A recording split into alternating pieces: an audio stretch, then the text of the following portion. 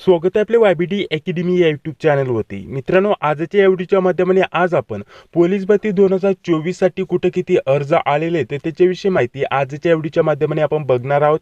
तर नक्कीच या व्हिडिओला पूर्ण बघा। यामध्ये आपण बहुतेक विभागांविषयी माहिती बघणार आहोत, पदांविषयी माहिती बघणार आहोत। अशाच प्रकारची रेग्युलर माहिती मिळवण्यासाठी चॅनलवरती पहिल्यांदा आला असेल तर चॅनलला सबस्क्राइब करून घ्या, जी बेल येते तिला क्लिक करून घ्या, जेणेकरून मी जेव्हा पण व्हिडिओ अपलोड करतो त्या व्हिडिओची नोटिफिकेशन तुम्हाला लगेच भेटून जाईल। तर चला जास्त व्हिडिओचा वेळ वाया न घालवता या व्हिडिओला सुरुवात करूया। आज तारीख आहे 14 तारीख आणि 14 तारखेपर्यंत कुठे किती अर्ज आलेले तर त्याच्याविषयी माहिती आपण बघूया। मित्रांनो, तुम्ही देखील अर्ज केल्यानंतर तुम्हाला जास्त काय करण्याची गरज नाहीये। आपल्या टायटल मध्ये तुम्हाला एक नंबर दिसत असेल 9139 चा, त्या नंबरवरती तुम्ही फॉर्म भरल्यानंतर फॉर्मची प्रिंट किंवा फोटो तुम्हाला स्क्रीनशॉट काढून तिथे पाठवायचा आहे या नंबरच्या व्हॉट्सअपवरती। त्यावरून आपल्याला समजून येतं कुठे किती अर्ज आलेले आहेत मित्रांनो। आणि आता शेवटचे 2 दिवस बाकी आहे, त्यामुळे तुम्ही अर्जाची प्रिंट पाठवलं तर सर्व विद्यार्थ्यांना समजून येईल कुठे किती अर्ज आलेत आणि आपण पुढील व्हिडिओमध्ये सविस्तर माहिती बघण्याचा प्रयत्न करूया। तुम्ही किंवा तुमच्या मित्राचा, नातेवाईकांचा किंवा स्वतःचा फॉर्म भरल्यानंतर नक्कीच प्रिंट पाठवायला विसरू नका। तर चला आता व्हिडिओला सुरुवात करूया। तर बघा, सर्वप्रथम SP परभणीचा जर विचार केला तर 3120 एवढे अर्ज आलेले आहेत। पुढे जर म्हटलं तर पुढे बघा, ड्रायव्हरसाठी जर म्हटलं तर एका विद्यार्थ्याने प्रिंट पाठवली, परंतु कुठल्या ड्रायव्हरसाठी फॉर्म भरलाय हे इथं दिसत नाहीये, फक्त एवढीच माहिती पाठवली, पोलीस कॉन्स्टेबल ड्रायव्हर। आणि इथे 56,412 एवढे अर्ज आलेले आहेत मित्रांनो। इथे तुम्हाला टोकन नंबर आणि ऍप्लिकेशन नंबर दिसत असेल।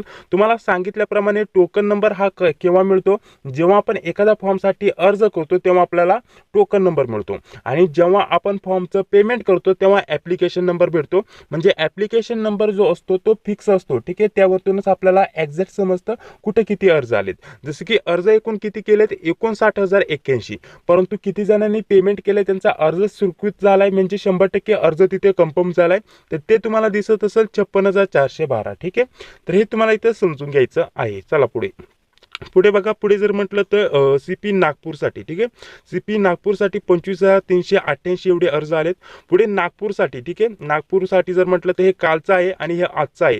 तर बघा किती मोठा बदल झालेला आहे। CP नागपूरसाठी 27,435, म्हणजे काल जर म्हटलं तर 25,000 होते आणि आज 27,435 एवढे अर्ज आलेले आहेत। पुढे बघा, SRPF साठी, SRPF कोल्हापूरचं सांगत आहे 8,820 एवढे अर्ज आलेले आहेत। चला पुढे पुढे जर म्हटलं तर पुढे बघा, आता इथे जर म्हटलं तर हे कशाचं आहे, इथे आपल्याला पुणे कारागृहाचं दिसत असेल। पुणे कारागृहासाठी जर म्हटलं तर इथे देखील टोकन नंबर बघा 55,474 आहे, परंतु एवढ्या जणांनी अर्ज केलेला आहे तिथे, ठीक आहे। एवढ्या जणांनी अर्ज केलेला आहे, परंतु पेमेंट किती जणांनी केलं होतं तेव्हापर्यंत जर विचार केला तर 20,693। म्हणजे आता जर म्हटलं तर हे जुनं आहे, तुम्हाला सांगण्यामागचा उद्देश फक्त सांगतोय। इथे जर म्हटलं तर हे जुनं आहे, आता जर म्हटलं तर 40-50 हजारच्या आसपास इथं अर्ज आलेले आहेत पुणे कारागृहासाठी। आणि इथे महत्त्वाचं जर म्हटलं तर इथे बघा, याच विद्यार्थ्यांनी SP पुणे, ठीक आहे, रूरल पुणे ग्रामीणसाठी अर्ज भरलेला आहे। पेमेंट देखील आज त्यांनी केलेले आहे, ठीक आहे। पेमेंट देखील आज केलेले पेड दाखवते, परंतु इथे ऍप्लिकेशन नंबर इथे जनरेट झालेला नाहीये। फक्त टोटल जर म्हटलं तर 36,343 एवढे अर्ज आलेले आहेत। पुणे ग्रामीणसाठी टोकन नंबर इथे 36,000 दाखवत आहे, म्हणजे ऍव्हरेज जर आपण विचार केला तर 31 किंवा 32 हजाराच्या आसपास तुम्हाला अर्ज आलेले बघण्यासाठी भेटतील 14 तारखेपर्यंत पुणे ग्रामीणसाठी मी तुम्हाला सांगत आहे, ठीक आहे। हे तुम्हाला समजून आलं। आणि अशाच प्रकारचा प्रॉब्लेम तुम्हाला देखील येत असेल तर तुम्हाला सांगतो या प्रॉब्लेमचं सोल्युशन काय आहे। जेव्हा तुम्ही आता पेमेंट करताय तर वेबसाईटवरती सध्या प्रॉब्लेम चालू आहे की तुमचा ऍप्लिकेशन नंबर लगेच जनरेट होत नाहीये। 24 तासामध्ये तुम्हाला ऍप्लिकेशन नंबर भेटून जातो आणि त्याची तुम्ही प्रिंट घेऊ शकता, ठीक आहे। इथंच प्रिंटचं ऑप्शन येतं खाली आणि त्यानंतर तुम्ही प्रिंट घेऊ शकता। यावरती बहुतेक विद्यार्थ्यांचे प्रश्न येत होते की आमचा ऍप्लिकेशन नंबर आम्हाला भेटला नाहीये, प्रिंट काढता येत नाहीये, तर काय सोल्युशन आहे। तर सोल्युशन हेच आहे, तुम्ही वेट करा, तुमचं पेड इथं दाखवतंय, काहीच प्रॉब्लेम येणार नाही। तुमचा ऍप्लिकेशन नंबर पण येईल आणि प्रिंट पण तुम्हाला घेता येईल 24 तासाच्या आतमध्ये, ठीक आहे। हे तुम्हाला समजून आलं। चला पुढे पुढे आल्यानंतर SP बीडचा जर विचार केला तर बघा, इथं पेमेंट देखील झालेलं आहे। 14 तारीख तुम्हाला दिसत असेल 14/4/2024। आणि इथं जर म्हटलं तर SP बीडसाठी 10,679 एवढे अर्ज आलेले आहेत मित्रांनो। पुढे बघा, पुढे अशा प्रकारची माहिती आपण इथं कलेक्ट केलेली आहे। आता बहुतेक विद्यार्थ्यांनी अजून माहिती पाठवलेली आहे, त्यावरती आपण काय करूया, आता सर्व माहिती अशाच प्रकारची कलेक्ट केल्यानंतर आपण अशा प्रकारचा PDF बनवून घेऊया, नाही तर फोटो एडिट करून घेऊया आणि त्यावरती डिटेल माहिती देण्याचा प्रयत्न करूया। तर आज तुम्हाला काय करायचं, आज 14 तारीख आहे, उद्या 15 शेवटची लास्ट डेट आहे. तर आज आपल्याला काय करायचं आहे, जेवढे जास्तीत जास्त तुमच्याकडे फॉर्म गोळा होतील ते तुम्हाला माझ्या नंबरवरती सेंड करण्याचा प्रयत्न करायचा आहे. आपण अशाच प्रकारची माहिती डिटेलमध्ये देण्याचा प्रयत्न करूया.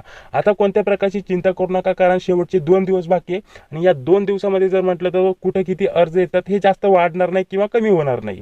जेवढे अर्ज यायचे होते ते येऊन गेलेले आहेत मित्रांनो.